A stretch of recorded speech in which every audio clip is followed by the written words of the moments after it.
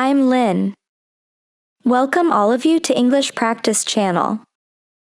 Today, we practice many listening lessons are called passive listening. Passive listening is how we get used to the native speaker's accent without focusing too much on the meaning of each word. It'll like the way we enjoy an English song with a clear melody. If we practice listening again and again, we will feel the sound and pronunciation. Now, we start our lesson.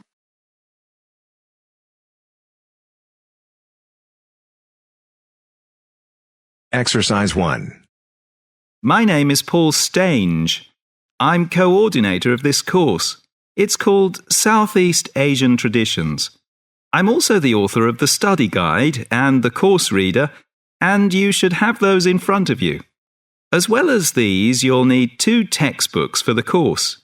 There's the one by Osborne and there's another by Legg. I'll talk a bit more about the reading materials in a moment. Now, if you haven't got these materials, you can buy the textbooks at the university bookshop, and you can collect the study guide and the course reader from me on your way out of the lecture. The purpose of this lecture is simply orientation. What I'm going to do is introduce myself, talk you through the course, and give you some additional advice, apart from what's contained in the study guide, on dealing with the various assignments for the course. First of all, the materials. You'll find the 2 textbooks very clear, and they give a good basic coverage of the history of the region. Most of the reading materials in the reader are fairly easygoing, but I have to warn you that 2 of them are quite difficult. These are the readings by Smale and Bender. And of these 2, the one by Bender is perhaps the more challenging. But don't let that put you off, because understanding these 2 readings is important to help you develop a clearer understanding of the cultures. In other words, they'll help you acquire greater sensitivity to the differences between the various cultures in the region. Now, the course itself.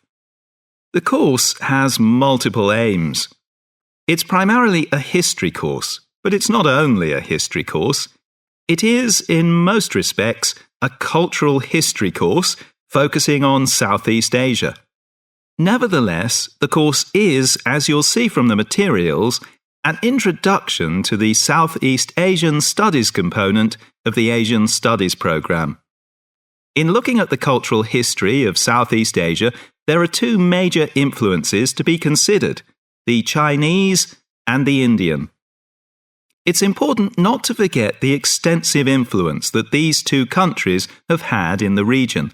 China has been trading throughout the region since at least the 6th century, so many of its cultural and social traditions have influenced the countries in the area, and religious practices from India have helped form today's culture. So we'll be looking for the links and the connections between traditional patterns and today's developments in the region. I think you can now begin to see how these past influences might form a background for the present-day social practices. And in the same way, this course will form a basis or background for 2nd and 3rd year courses, with their focus on the modern period, and in particular, the economic and political situation of the region. So, that's the outline of the course. I'd like to go on now to look at what you have to do, your assignments and so on. Exercise 2. Yes? Oh, good morning, madam. I'm from Pestaway Market Research. I'm doing consumer research in this area. I wonder if you'd mind telling me, do you use Pestaway in your home? Pestaway? Oh, the insecticide thing. Well, yes, as a matter of fact, I do. What do you use it for, madam? Fleas, ants, cockroaches, woodworm? Oh, cockroaches. This is an old house, you see, and we often get cockroaches in the kitchen. I tried scrubbing and disinfecting, but it didn't seem to do much good. And then I heard a commercial about Pestaway, so I thought I'd try that. Was that on TV? No, it was radio, one of those early morning shows. You heard it advertised on the radio? Fine. And you say you use it in the kitchen. Do you use it anywhere else in the house? In the bathroom, say? Oh, no. We've never had any trouble anywhere else. We get the odd wasp in the summer sometimes, but I don't bother about them. It's the cockroaches I don't like. Nasty, creepy, crawly things. And you find Pest Away does the trick? Well, yes, it's quite good. It gets rid of most of them. How long have you been using it, madam? Oh, let's see. About 2 years now, I think. About 2 years. And how often do you find you have to spray? Oh, I give the kitchen a good spray round the skirtings and under the stove, about every 6 weeks. Every 6 weeks or so, I see. Where do you buy your Pest Away, madam? A supermarket? Chemist? Oh, no. I get it at the little shop at the end of this street. They stock practically everything. It means taking a bus if I want to go to the supermarket. Well, thank you very much, madam. Oh, could I have your name, please? Mrs. Edgerton. Mary Edgerton. That's Egerton. Egerton. And the address? The address is 12 Holly, Peterford. 12 Peterford. And may I ask your age, madam? Oh, well, just put down I'm over 50. As you like, Mrs. Egerton. And occupation? Housewife? Well, I used to be a telephonist before I married. I had a very good job at the post office, but what with a husband to look after and 4 children to bring up, it doesn't leave you much time, does it? Occupation, housewife. Well, thank you very much for your time, madam. You've been most helpful. Exercise 3. Good morning, everybody, and welcome to our school. We hope you enjoy your summer course here with us for the month of July, and I know some of you are going to stay here for 2 courses until the end of August.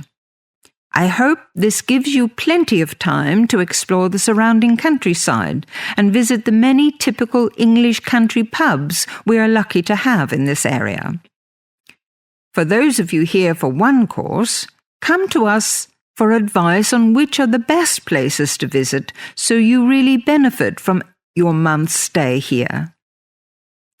By us, I mean myself, the 12 teachers that work here in the summer, and of course the office staff. At the end of the day, you will know who your class teacher is, so I won't introduce them all individually now.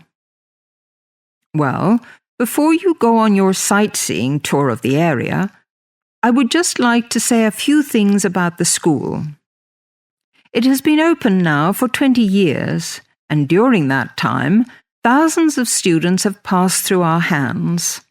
I myself came here 5 years ago, but Mr. Franklin over there has been here since the beginning. So if any of you choose to do project work on the history of the school, he is the man to talk to.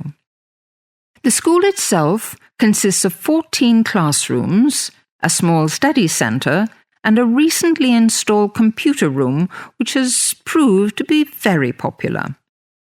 The teacher's room is on the 1st floor and is open to you at all times, as is my office, which is next to it.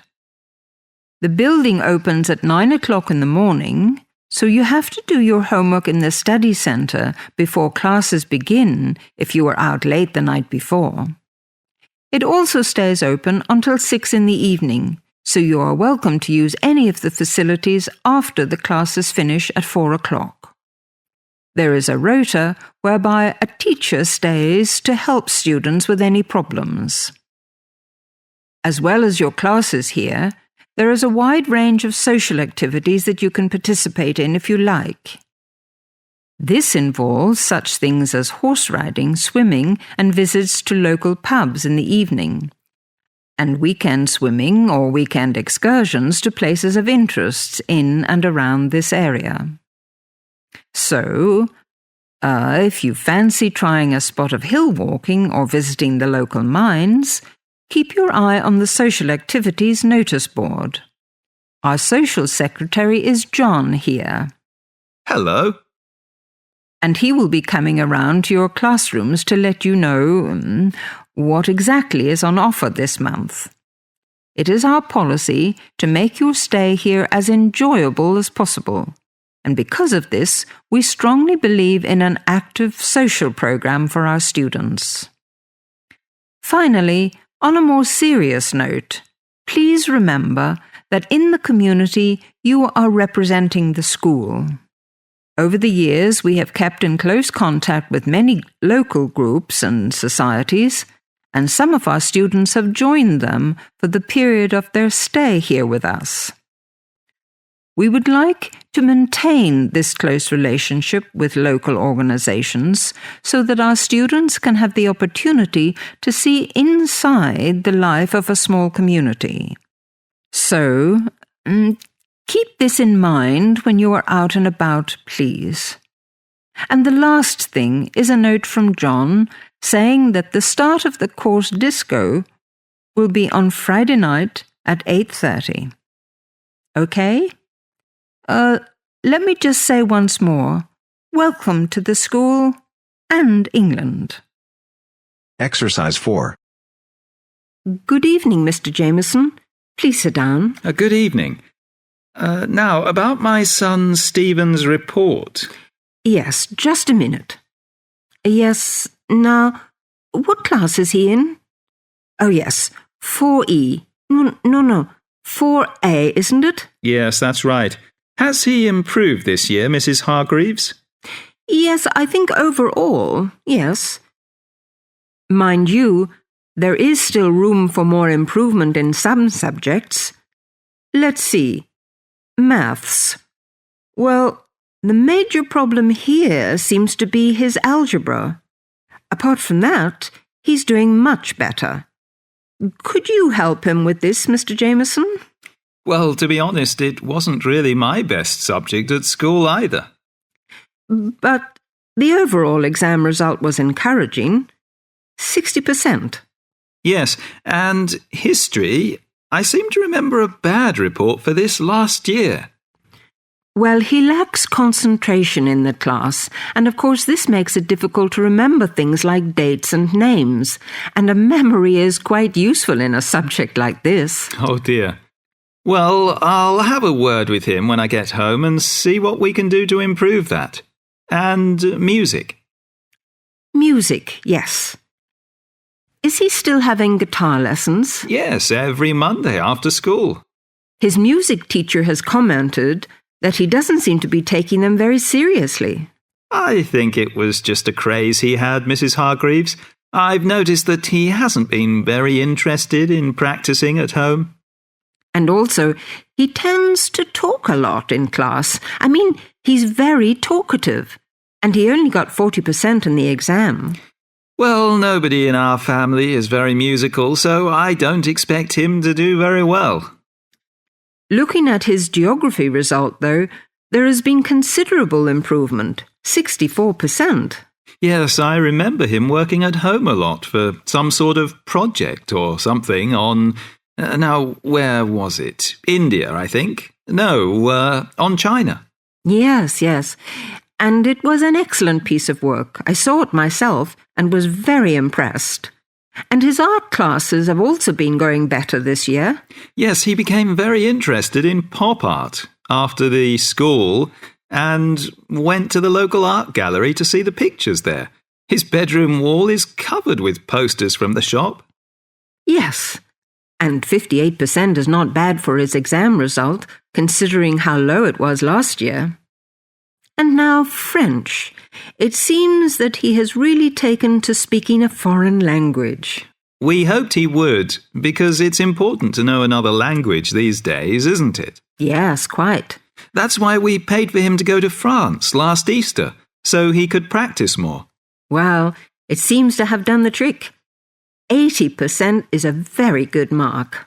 Now, Mrs. Hargreaves, I'd just like to ask you one more thing about... Exercise 5. Hello, welcome to the Student Orientation Programme. Today's session is on health issues, and this talk is about headaches and how to avoid them. It may surprise you to hear that headaches are often caused by hunger. In fact, one study suggested that 70% of headaches are related to hunger, which makes it the principal cause. The advice is simple: eat 3 meals a day and try to keep to a fairly regular schedule of meals. People associate noise with headaches, and for most of us, excessive noise creates the conditions for a headache. Very loud noise is unpleasant, and people usually remove themselves from it. Having said that, younger people tend to tolerate noise better than their elders, so I may be leaving noisy places far earlier than you. Just remember that exposure to too much noise may predispose you to a headache. Of course, we all associate headaches with studying. In fact, the headache probably doesn't come from the studying so much as from being tense. When we study hard, we often hunch over our work. Try raising your shoulders and tensing them. Now relax. Can you feel how much more comfortable a relaxed stance is? Another thing, it's very important to check that you're working in good light. It will not actually hurt your eyes to work in bad light, but it will make you tired very quickly, and it's very likely to give you a headache. What's more, if you have the book flat on a desk in front of you, it will be harder to read, and you'll have to hold your head at an odd angle. It's wise to have a bookrest, which raises the material you're reading at 45 degrees to the desk. This will help reduce your chance of a headache. Try to relax before bed so that you'll be relaxed when you try to sleep. A soak in a hot bath may be helpful. It's also important to really sleep when you go to bed. A good mattress is a wise investment for people who want to avoid headaches. This talk seems to keep coming back to tension. Tension may cause you to chew too forcefully, clench your jaw, or grind your teeth, and this in turn may lead to headaches. It's very easy to say that you shouldn't grind your teeth, but very hard to stop, particularly if you grind your teeth in your sleep. Try to avoid situations which will make you tense, particularly just before bed. If you do compulsively grind your teeth in your sleep, ask your dentist about a soft mouth guard. In general, try to eat regular meals and avoid tense situations. Be sure you get plenty of exercise. Hopefully your headaches will be greatly reduced. One other thing I should point out, avoid smoky rooms and cars. Such places certainly encourage headaches, and the smoke may be doing you quite serious long-term damage. Exercise 6. Good morning, ma'am, and welcome to Australia's Moving Experience. How can I help you? Well, I hope you can help me. I'm so up in the air right now. Just calm down now. Let me guess. You're moving and it has you a little confused. That's it exactly. You see, I'm relocating to the United States next month, and I'm having a hard time getting organised. Here, fill out your name and address and let me ask you a few questions. Oh, what should I call you? My name is Jane Bond. Okay, Jane, first of all, what's your work phone number? In case I have any questions about things. My work phone is 9463 550. But please try not to call me too often there. My boss hates personal calls. So does mine, ma'am. So does mine. And what address should we ship your things to? My new company is letting me stay temporarily at 509 Clark House. That's CLARK. 1137 University Drive in Seattle. Seattle? Beautiful city, I hear. Mountains right beside the ocean almost. Cooler than Australia, too. Okay, and when should we come pack your things? I guess that would be on Monday, March 11th. Do you want any help with an after-packing clean-up? We do that for a small additional charge. Yes, that would be helpful. I promised the landlord I'd give her the keys back by 5 p.m. on Thursday the 14th. Great. We'll just schedule the clean-up for that day. That way, the place will smell clean and there'll be no dust. Well, you do think of everything. Oh, how much is this going to cost? Here is a list of our basic prices. Oh dear, this seems rather expensive. Yes, ma'am, but you're paying for the best. We're careful and we're fast. Like we say, the only thing we break are speed records getting you moved. Well, maybe that's so. Oh, I nearly forgot to tell you, I don't want my furniture shipped with me. I won't be looking for an apartment till after I arrive in America. Would it be possible to put my furniture in storage here for a month, then have it sent along later? Of course, we do that all the time. A couple of other things. Here at A Moving Experience, we try to pack your things logically. We don't just throw stuff in boxes. Do you have any special requests? You know, things you want packed in some special place so you know where to find them. Like what? Oh, I don't know. Things like dishes, maybe. Not to be rude, but you look like a lady who likes to eat. Ah, yes, I need my dishes and things where I can find them quickly. Great. We'll put those dishes and cutlery in what we call the emergency pack. Can you think of anything else? I do have an antique tea kettle my great-grandmother gave my mother. I wouldn't want to lose that. So I guess you'd better put that in storage with the furniture. Grandma's tea kettle with the furniture. Got it. Say, how about things like your alarm clock? You don't want to miss your plane on the big day, right? Well, you certainly think of everything. Yes, that's right. I'll also need my alarm clock where I can find it. Fine, we'll put that in your personal package. And of course, we'll give you a list of where we pack everything. So all you'll have to do on Thursday the 14th is grab your luggage on your way out the door. I couldn't help noticing the new CD player you're carrying. Is that a Samsung? Why, yes it is. One of their best. Cost me nearly $100 it did. Do you want to take special care of it? I mean, it's brand new. Take care of it, but nothing special. You can just put it in storage with the furniture. That looks like everything we need here. I guess you're all set. That was certainly quick. Thank you, young man. This has been a most moving experience. Exercise 7. Good morning, everyone, and welcome to the second annual Wallabaloo Conference on Mastering Computer Languages. I hope you all had a good trip. Before we get underway with today's program, let me fill you in as to what's on tap for tomorrow, Sunday, February 19th. At 9 a.m., right here in the main hall, we'll be hearing a lecture from Dr. John Smith about computer as teacher. Professor Smith from the University of Melbourne is a world-class expert in the field of computer-assisted education, and his talk promises to be both stimulating and informative. Immediately afterwards, at 10:30, there will be a presentation of papers by various delegates. That, however, will take place in the garden room on the ground floor. If you don't yet know, the garden room is also called the ballroom and will be gathering at the west end, the slightly raised area called Level 2. Just look for the crowd. If you get lost, there are signs in the foyer. After all that thinking, talking and listening, I expect everyone will be a bit weary. So at 11:15, there will be a break for coffee, cookies and other light refreshments. These will be available at the aptly named refreshment stand, placed by the door back here in the main hall. Also, if you choose to skip the formal lunch, you can buy a packed lunch at the stand for a reasonable price. I strongly urge you, however, to join us at the formal lunch. That won't be till 1 o'clock sharp, so you have time to stroll about town a bit. We'll be eating at the Seaview restaurant. The restaurant is located right here in the hotel on the top floor. It's a good dozen flights of stairs, so I suggest you take the lift on the ground floor, eh? If you're not fond of fish, there's an all-you-can-eat barbecue available as well. They even offer wallaby meat. After lunch, we'll troop back downstairs to Level 2 in the ballroom for the presentation of further papers, which will begin at 2 p.m. Please try to be on time. I know you'll be a bit tired after lunch, but the ballroom echoes so with people coming in late. Thank you in advance. Once we've heard the papers, we'll break for afternoon tea at 3:10 p.m. No need to walk. The manager of the refreshment stand has graciously agreed to have tea served in the ballroom.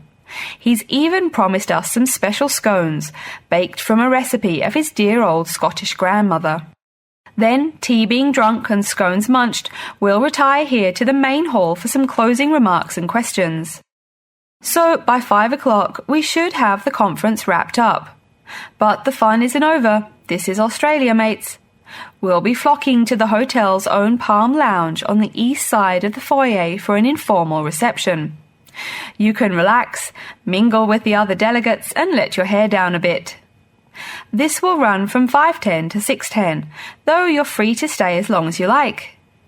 The lounge manager has informed me that for the duration of the actual reception, you can have all-you-can-drink beer for $20 with purchase of an advance ticket.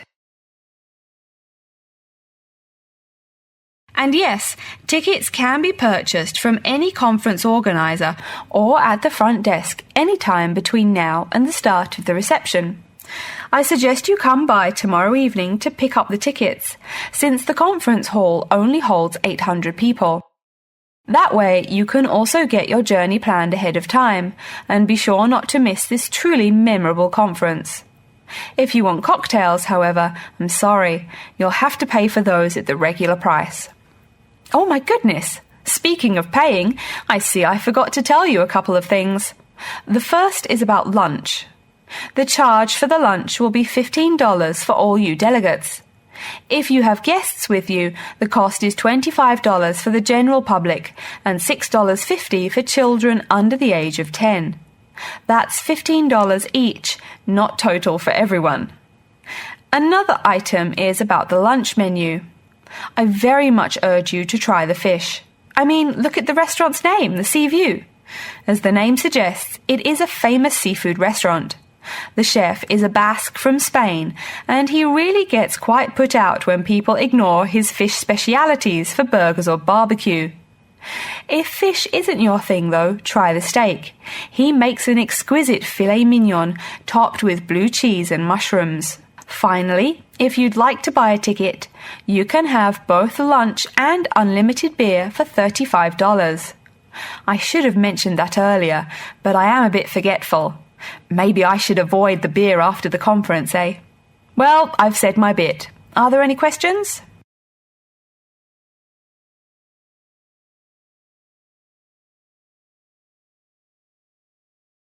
Thank you to practice with me. See you next lesson.